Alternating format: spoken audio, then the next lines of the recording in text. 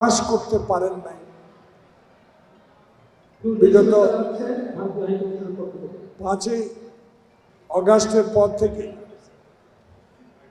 যেই কথাগুলো তুলে ধরতে পেরেছেন, অতীতের সব কিছু ভুলে গিয়ে নতুন উদ্যমে বাংলাদেশ প্রতিদিন আবার মুগ্ধ খোকনের রক্তের বিনিময়ে যে গণতান্ত্রিক অধিকারগুলো সংবাদপত্র ফিরে পেয়েছেন, দেশের মানুষ ফিরে পেয়েছেন, আমার পক্ষ থেকে আজকের এই পবিত্র দিনে আবারও অনেক অনেক আল্লাহ পাকের কাছে দোয়া চাইব, সবাই যেন সবার কথা বলে দেশে একটি সুষ্ঠু সুন্দর দিনের ভোট দিনের মধ্য দিয়ে একটা জনপ্রতিনিধি নির্বাচিত করতে পারি।